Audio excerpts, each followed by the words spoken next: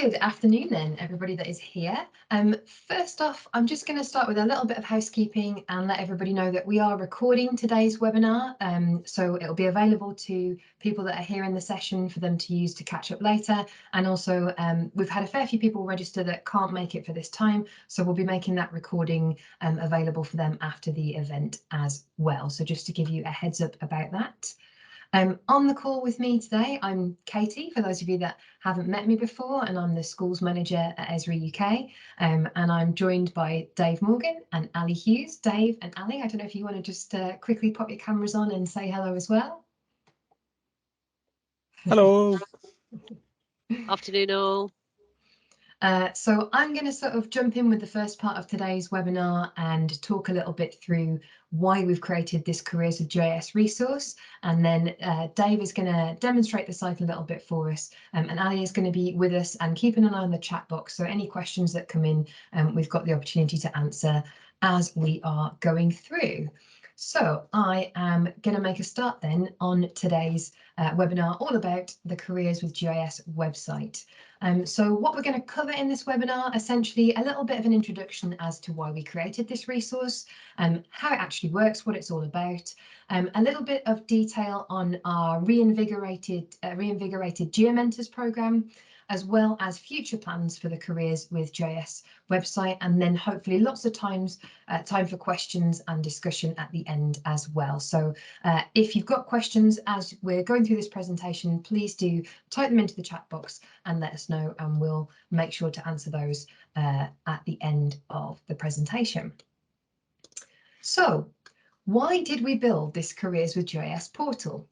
I think the first reason for us sort of starting this work really is if we search the internet and we have a look at what we find when we look for geography and geography jobs, which is a thing that most of our students and their parents are very likely to do in this day and age, if they have an interest in choosing geography at GCSE or as part of their kind of career aspirations, what kind of images do they find?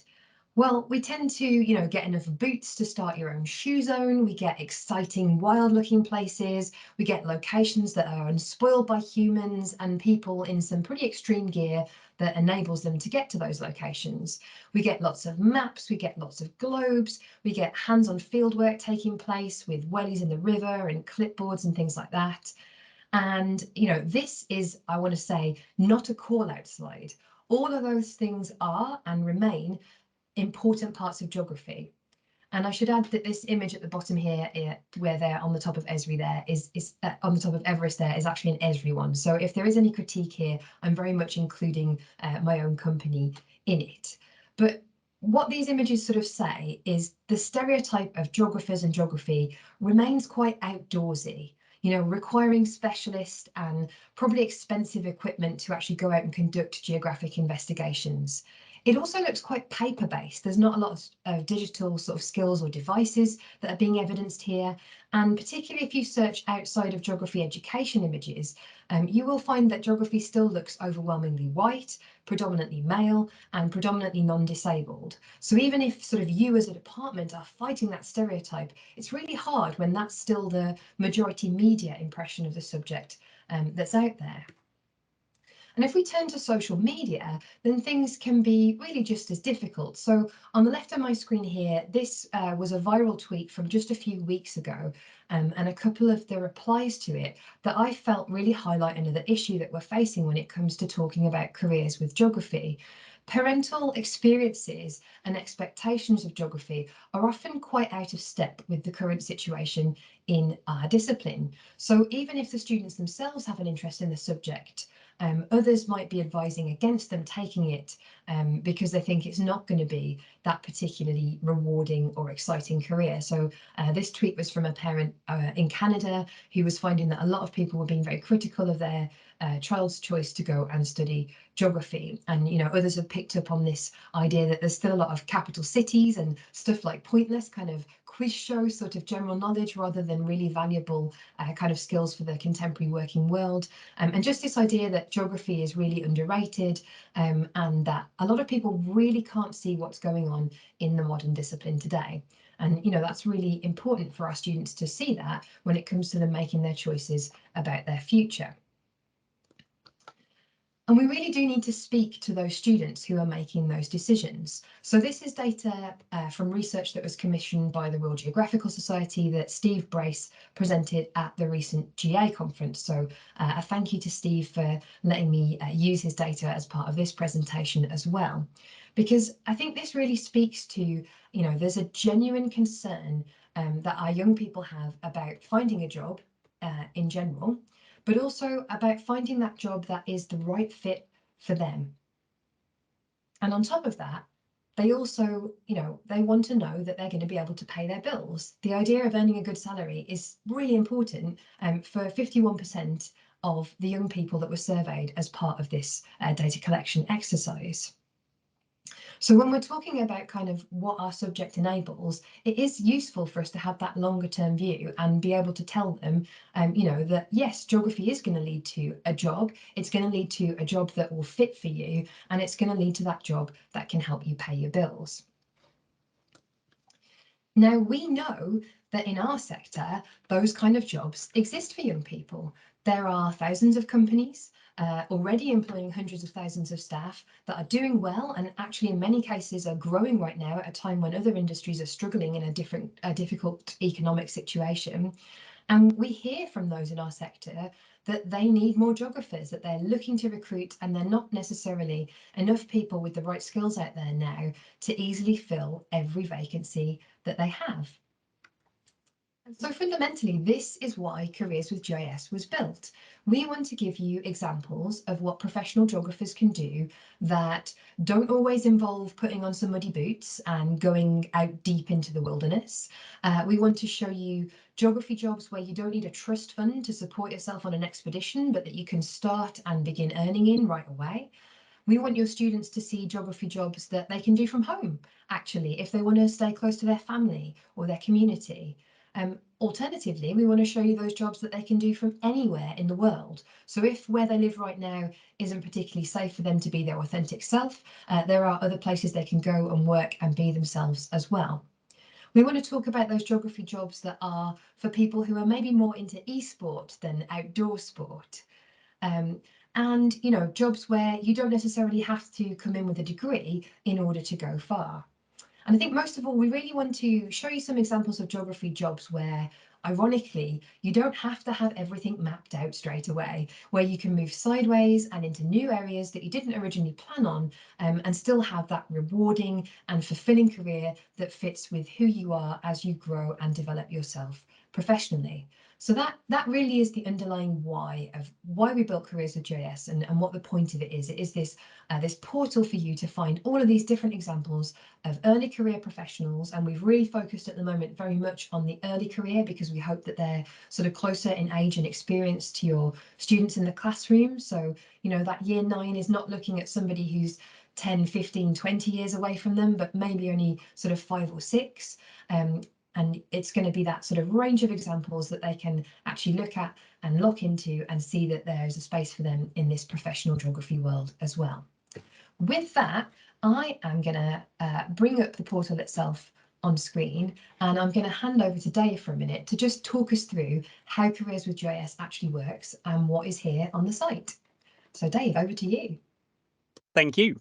So that's kind of why we made it, and this is what it looks like. So to find your way to the site, there is, if you're kind of squinting at the address bar up here, don't worry about that long and hideous looking address, but you can find us at careerswithgis.co.uk. So we've made it easy for you to get to the site itself. So Katie's just popped that link down in the chat there. So when you first arrive, there's a little bit of a video, and we'll revisit that later on. So I'm going to give you a little teaser that we will pop back to that little video shortly. And then the kind of next thing we're sort of asking you to do is to kind of choose your identity. Kind of who are you? Who is what kind of the experience that you're looking for? So depending on kind of where you're coming from and who's arriving at this site, if you're maybe from a school's context, if you're a teacher or a student, or you're in higher education, or we know that actually there's quite a lot of people who are kind of looking at a sideways step, particularly after the sort of challenging few years of the pandemic. People are looking at the work they do and thinking, can I move into a different career? So there's a section there for career changes, which we are still building out. So career changes is a little bit more kind of coming soon. And Geomentors will sort of touch on later on. So I'm going to follow through this school student kind of pathway. If you go through the university student pathway, it's similar, but kind of tailored a little bit as well to that context. So some of what we'll see will be the same, but there's a little bit of slight tailoring that makes it specific to that particular audience. So now I'm there, I'm into this page for school students, for teachers, and for parents, because they're that very valuable, important stakeholder in this decision-making process about what can a young person do with their future.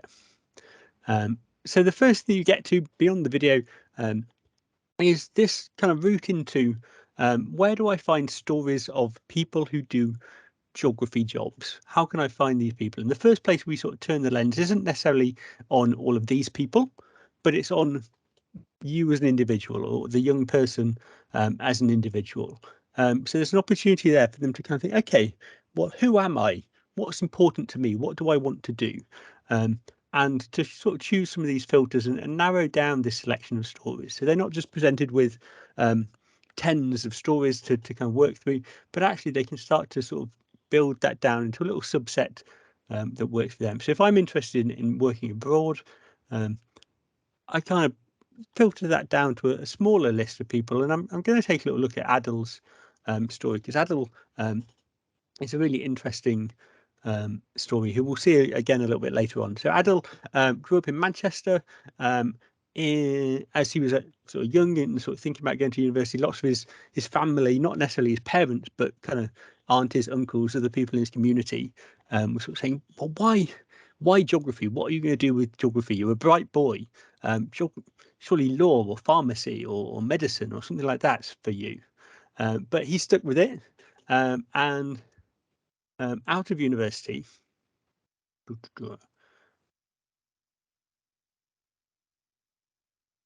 Adil kind of went to university in Manchester, so stayed fairly close to home for university, but then decided after university he was going to go and try and do something that he felt really kind of passionate about and really worthwhile. So he actually moved to Jordan and kind of worked overseas, worked with people kind of fleeing from Syria, fleeing that regime there, and sort of looking at kind of how could he make a difference and use GIS to make a difference to that humanitarian effort.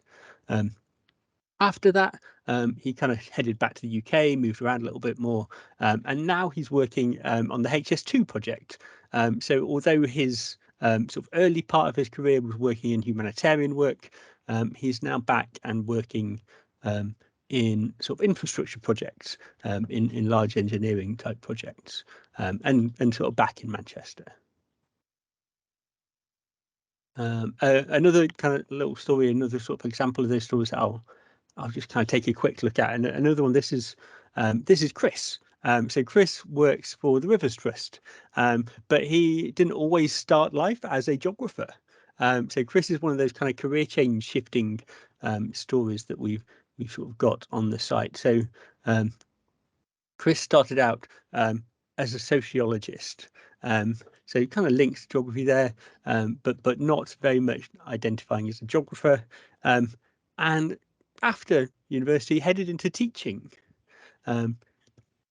Did some teaching for a few years, and then decided, I'm not sure if this is for me. I'm going to kind of move away from that and go travelling and work out what he wanted to do sort of longer term. So if you've got students who are thinking, well, maybe a gap year is for me, or maybe I'm not entirely sure what I want to do, his time travelling was kind of quite crucial in sort of Chris discovering a love for geography, a passion for the environment, and then kind of forming his career sort of choices based on that later on. So he came back and retrained in sort of environmental science and GIS, and moved into a GIS job, and now works for the Rivers Trust where his focus is all about kind of looking at projects that protect our local environment, protect particularly rivers, and one of the big pieces of work he's done this year has been looking at sort of trees and how do riverside trees support kind of ecosystem services. Katie, you're going to show us another story, I think.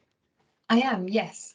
So kind of the aim of all of these different stories really is to take that quite personal approach to somebody's career journey, because quite often when you get sort of somebody that comes in and talks a little bit about their career, it's all the glory, it's all the kind of good experiences. For a lot of young people, they kind of report back that it all almost seems very predestined, you know, they were just on this pathway up to success. And so what we've tried to do with these story maps is to really tell that full story and to have these professionals reflect on their journeys and be sort of open and honest about, you know, where things worked out, but also maybe where things didn't work out and where some of the skills that they'd learned as a geographer and as a GIS professional in particular have helped them deal with some of the challenges that have been thrown at them. So the last person that I just wanted to sort of bring out from our resource here is Emma. Emma has had sort of a really interesting route into sort of GIS. Wasn't somebody that knew a lot about GIS before she started her degree. Originally was looking at kind of engineering and technology, but didn't have that kind of right feel from the courses that she was looking at. And so when she saw Geographic Information Systems as a degree title, she had loved geography at school, and that essentially made the decision for her. And so it's almost a sort of accidental kind of entry into this career that Emma's found really sort of fulfilling, and in Emma's case as well, really important in terms of allowing her to take work that fits with her moral and ethical code. You know, it's not just sort of any job. It comes back to that idea that was there in those statistics I showed about a job that was a good fit for her. But alongside that, she's quite honest in the story that she tells, that she was essentially the main breadwinner for her family at that point as well. So it was being able to balance, you know, very much what she wanted to do with her career, alongside still being able to, you know, provide for her family. And so Emma's story sort of takes us through her initial work in local council, and then into green jobs, into work as a GIS consultant for Ecotricity. And when I was talking to Emma as we were making this resource, you know, she was sort of asking me, well, you know, ultimately, I was made redundant from that job because there was a massive shrinkage in the green sector. And should I talk about that as part of my experience? And we really, you know, were very, very positive about her talking about that, particularly as her experience was that her GIS skills meant that she immediately had 3 other job offers that she was able to move into. And you know, that wasn't sort of a major stumbling block in terms of her ongoing life and career, because she got this skill set that was so widely in demand. But we do sort of want to be honest, I think, particularly for today's young job seeker, you know, it is a more volatile market than perhaps some of us were used to when we were starting out on our career journeys. And there are sort of skill sets that you can develop that can give you some more resilience when it comes to weathering that sort of storm and that change in the job sector. So that's Emma's story map, which is, you know, one of my favourites, I think, just because of that reflectiveness in terms of her career journey and some of the challenges that she's faced as well.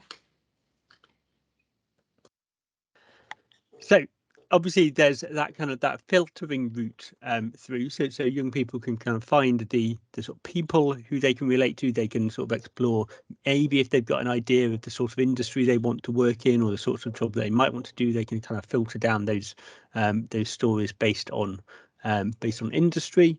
So if they've got a particular interest in one industry, they can start to kind of dig around stories in there.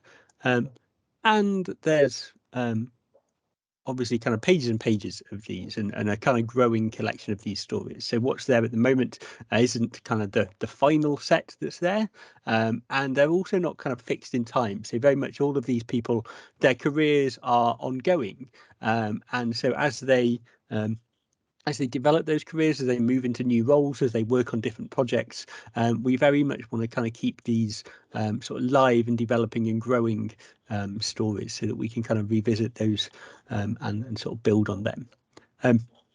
Katie mentioned earlier, for some young people, where they work is important, and perhaps more important than perhaps the industry they work in. So obviously, we had to put these people on a map, didn't we? It wouldn't be right if we didn't do that. So if you're kind of working with one of those young people who's thinking, actually, I'd really like to stay close to home. I want to stay within my community. I want kind of that support. When you can start to kind of zoom in and sort of find, well, okay, well, who have we got working close to where I live? What sort of kind of GIS jobs are there in the area that I live in? Or maybe we've got people who, a little bit like me, live very rural. And for young people growing up in rural areas, maybe the excitement of a move to the big smoke is what they're after. So we can start to look at, okay, if I move to London, or if I move to a city, what could I do? What kind of jobs are out there for me? So there's an opportunity there for them to explore the sorts of jobs and roles that they might be able to do either locally or jobs that might take them further afield, take them out of their current space. So once they've been inspired, they've kind of taken their own sort of passion and enthusiasm for geography. They've seen that geography can really take them places, can give them rewarding, fruitful, worthwhile careers. What next? So we've tried to help a little bit with that as well. And we've tried to help, firstly, kind of signposting some next steps. So maybe this is someone who's at kind of year 9. They're at that decision point of, oh, do I do geography or history? So some kind of some pointers there for, okay, what might your next steps be? What might some of your choices be if one of these career pathways is inspiring for you? We've also kind of tried to sort of hook up these young people with other networks. So we're not kind of saying that we are the be all and end all, that we have the total kind of package of offerings and that we can sort of open all of those doors. But we try to link them through to and sort of open pathways into other networks that might be worth engaging with, depending on the context. So this kind of women in geospatial with Black geographers who are doing great work in increasing the profile of Black geography and geographers, and kind of the careers with that. And also we know that maybe for some young people, geography, yes, technology, maybe less so. So we're kind of linking through to other careers portals as well. So people like the RGS who've got a great bank of geographers, professional geographers telling their career stories that are maybe not in the geospatial sector. Maybe they're outside of GIS and geospatial, but they're still jobs with geography. And moving down there, we're also kind of able and really excited to be able to showcase some of those opportunities. So actually this was someone from Jacobs kind of reached out to us and say, well, we've got this opportunity. Is there something you can do with it? Can you put it out there? Can you help us get to young people who are maybe leaving school thinking that perhaps a route straight into university might not be the way for them to go, and actually have got a geospatial apprenticeship, so a university apprenticeship scheme that is open for applications and might be a pathway for some of the young people kind of visiting this site. So we're really quite excited about the opportunity to showcase some of these pathways and sort of highlight some of these opportunities for young people. The final part of the site, the kind of final step of careers with GIS is this step, is the Geomentors scheme. Some of you might kind of go, oh, well, Geomentors isn't anything new. That's been around for a while. Or I've been a Geomentor. I've seen a Geomentor before. And it's true. Geomentors has been around since about 2017. So kind of 5 years of Geomentors now. But we've sort of tweaked and revised and just slightly refocused Geomentors. So initially, back in 2017, it was around the time that we launched the Free for Schools program, so free GIS for all schools in the UK. And our idea with Geomentors was that we get GIS professionals to go in and they'd help teachers do GIS and use GIS in their teaching. And in some cases that worked brilliantly. In other cases that kind of wasn't so well received, or it wasn't quite what teachers wanted. So now we've kind of refocused, we've refined it slightly and put a real focus onto careers, onto linking teachers and classrooms with people who are doing these real jobs. So they might be people in your local area, or they might be people who are doing really exciting, inspiring jobs, who are far afield, but you want them to talk to young people. So we've got, at the moment, we've got over 50 of these GIS professionals who've offered to sort of work with young people in schools, to work with teachers and students and learners, to share those exciting stories. And again, there's a few kind of options and filters. So I might be a teacher who's kind of interested in, okay, what have I got? Who have I got around where I live? What choices there? What options have I got for Geomentors close to me? So you can explore it in a map. You can start to filter out, okay, I'm interested in someone actually who's able just to talk to me as a teacher and help me tell my students about the work that they do, or about the jobs that exist in GIS. So I'm going to filter it down just to some of those and see if any appear or drop off. And once I've found someone near me, I can click on that individual, find out a little bit more about them. Oh, this one's me, surprise. And maybe kind of hook up with them as a geomentor, maybe connect with that person and see how they can help me in school. If I know that I want someone from a particular industry, I can kind of hunt around for those different industries. So maybe if I'm looking at running a careers event in my geography department, or across a range of geography departments, I might want a range of these different industries covered. I don't want everybody to be from the same type of industry. I want to get a bit of a collection and a range there, so I can kind of filter those out as well and sort of deal with them.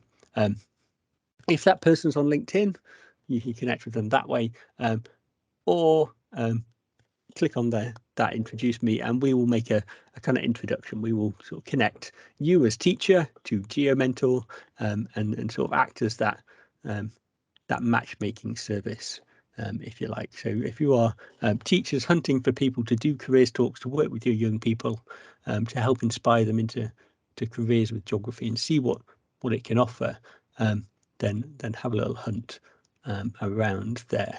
And if you are, or if you know a GIS professional who's interested in being a GeoMentor, you can join the scheme on that site as well. So you can kind of get through and into the site that way. Thank you so much, Dave. So that is, in a nutshell, the Careers of GIS portal for schools, taking you all the way through those professionals who've kind of built those big career journey stories for us, opportunities for your current students right now, and some guidance and mentor connections for them, and then the geomentoring opportunity there at the bottom for you to connect with that wider network of geospatial professionals in your local area, or working further afield in industries that you have interest in. So that is pretty much it from us in terms of the formal part of today's presentation and walking you through the website itself. So we're just going to throw things open now to you to ask if you've got any questions or any feedback for us. We've sort of mentioned a little bit in terms of that future direction for the site already, you know, that we're looking for more profiles to add onto the site. So there's going to be sort of increasing diversity and a broader number of people that are featured there. But yeah, have we got any sort of questions in the chat right now before we show you that video that Dave mentioned earlier on as our kind of piece to leave you with? Hi, Katie. We had a couple of questions that came in advance of today's session. So you just mentioned the video that you're going to be playing shortly. It's an individual saw it at the conference and is asking, can they share that video with their students? Yeah, absolutely. So we are more than happy. There's this advertising video that showcases kind of these different careers in geography, and we're more than happy you can use it wherever you want to, essentially.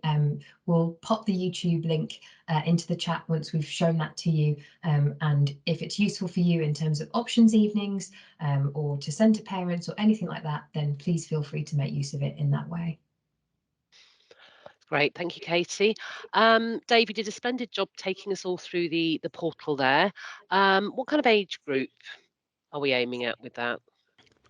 So we kind of focused, obviously we went through the schools page, so there are a couple of different kind of pathways through that site depending on where you're kind of coming in. So if you go through the university student, you get a slightly different set of experiences on your way. But from the school side of things, we're kind of thinking pretty much sort of it's that sort of year 9-ish point, so that kind of decision point of around options onwards through GCSE and A level, so anywhere in that kind of secondary phase onwards, but anywhere, wherever you kind of think it's got value and it can add into your work. So I know that we've got primary schools who kind of do kind of not necessarily careers days, but more kind of like, well what jobs do people do sort of days. So again, it's there for that kind of whole range of people to use in whatever ways they want, but really into sort of designed and kind of built for that kind of year 9 onwards.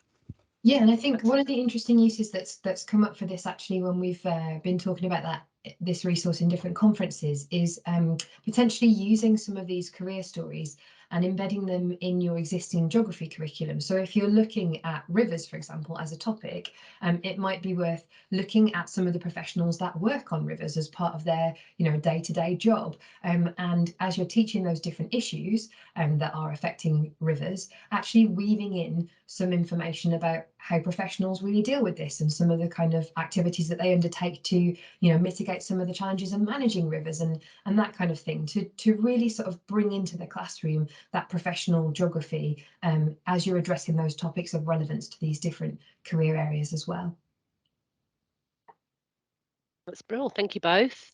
And then we've been asked a question about Esri UK. Do we actually offer work experience ourselves here at Esri UK? So generally not for under 18s at the moment, but if there's a lot of interest in kind of a careers type day, then that's something that we can always take forward and internally and kind of ask about. But one of the things that we're hoping to also do as part of this portal is to sort of share with you if there are companies that are running sort of work experience programs or open days or things like that, to highlight them as part of the site. And it's also something that you can pick up with that Geomentor as well. If they're working in a local business, what are the opportunities for your students to go on site visits there or to do some formal work experience if you've not already got that connection with them. That's fab. Thank you. That is it for the questions for me. Can't see anything else has come in on the chat. So back to you, Casey. Cool. Well, if there's no questions at the moment, I think we will sort of finish off our part here today just by sharing with you that Careers with GIS video that we hope is going to be sort of useful for you in your school context to share with your students, your parents, and whoever else that you think might find it interesting. So I am going to hopefully click play on this and it will share my sound with you guys as well. Growing up. Getting older. Yep, we've all got to do it. We can't stop it. It's happening. And that big question is always there. What do you want to be? When I'm older, I'd like to be a neurobiologist. I would like to become a doctor. I really wanted to be an astronaut. I'm not 100% sure. I want to be a zookeeper. Geography is so good at so good. Funny. Or is it? Geography can mean more than you think.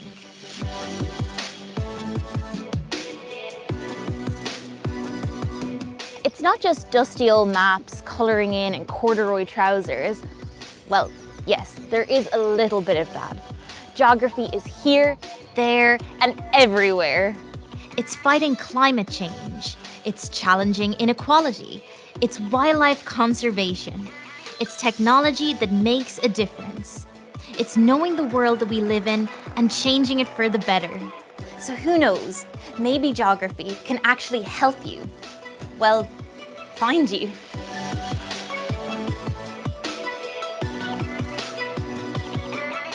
And GIS is what makes it happen.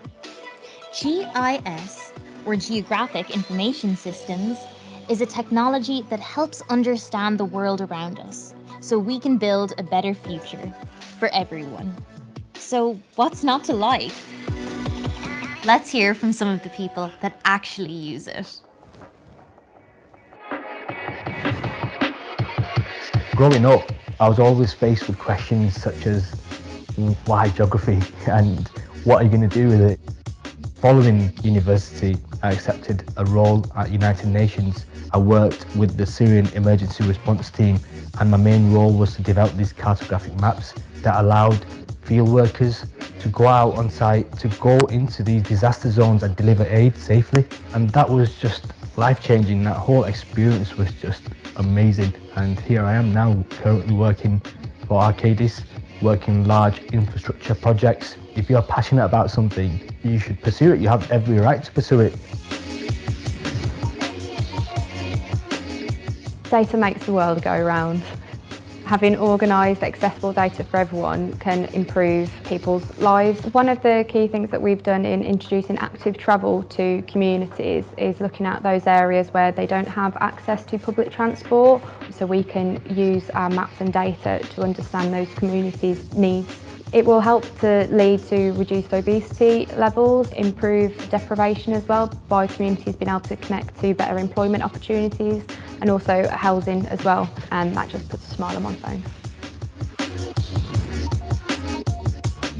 I loved geography at school, and it was something which I had a real passion for. I was approached by HeliGuy to come and work for them and to fly drones to develop GIS mapping. Flying drones is something I really enjoy because it allows you to see the world from a different perspective. I work on cool projects which involve drones, data and maps, which all help to improve people's lives. I was surprised by how many opportunities I've had from studying geography. I'm now flying drones and doing the job I love. You see that? Geography is where it's at. It takes you places you never thought it would. So what do you think? Is it time to map out your future and change the world?